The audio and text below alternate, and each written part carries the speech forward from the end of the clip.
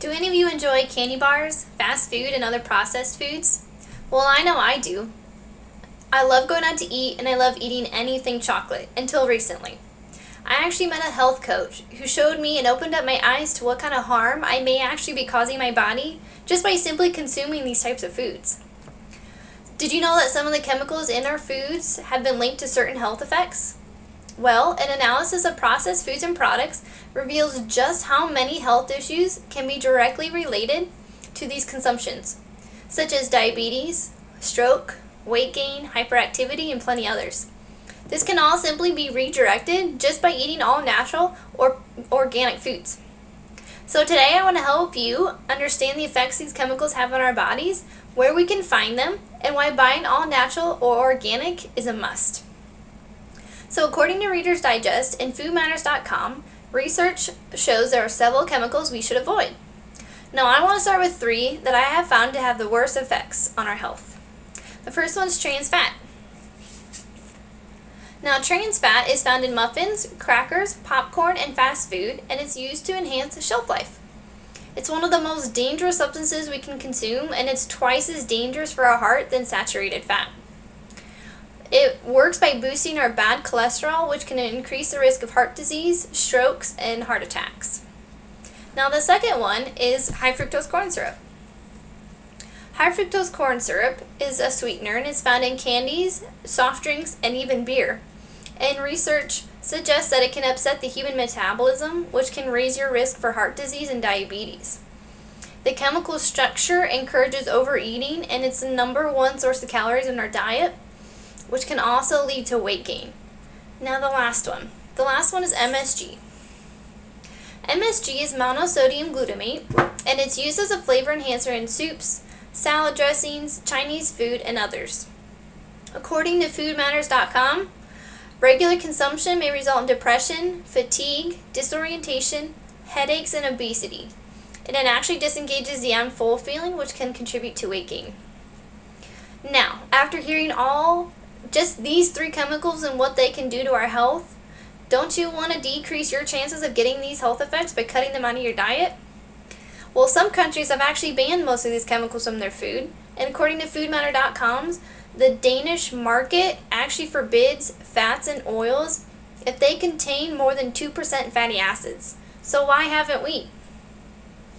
Well, it could be contributed to the fact that most of us have consumed these foods our entire lives, and we can't possibly think that these diseases will happen to us. I mean, it's hard to say what kind of health we're going to have in the future, but wouldn't it still be beneficial to do everything we can to prevent diseases and health issues for ourselves? Now, I asked a survey question about how many of you strongly agree or disagree that organic food is more expensive. Well, 9 out of 10 of you agree organic is more expensive, and I'll tell you why. The reason organic can be more expensive is because according to Scientific American, the certified organic land, makes up less than 1% of the agricultural land. Less than 1%. But what if I told you healthier doesn't have to be organic and it doesn't have to be expensive? There are processed foods out there that are all natural and non-organic. I only choose organic when I don't see another option or an all-natural alternative, like for sour cream or butter. I also have some other examples here for you. Now, granola bars. I know we all love granola bars, but most of them are completely loaded with sugar. So I actually found an organic version that doesn't contain as much sugar and all the chemicals that most do. Now I have another example of granola. I found a granola that's not organic, but it is natural enough where it doesn't contain all those harsh chemicals and it doesn't contain a lot of sugar, which they're mostly known for. But how many of us actually know what processed really means? Well, everything we eat is actually processed in some way. Authority Nutrition explains that there's chemical processing and mechanical processing. Our processed foods are chemically processed because they contain refined ingredients and artificial substances. Now, apples being cut from the trees, that's mechanical processing. So you gotta take the time, you gotta read your ingredient list, and you have to try to avoid these refined and chemical processed foods. The other argument, they like the convenience of fast food, which I totally understand. Being a full-time student, working full-time, we don't always have time to cook for ourselves, and so processed food and fast food is always easier. But now I buy fruits and vegetables and some chicken on the weekend, and I cook enough of it up that I have a meal for every day of the week. And guess what?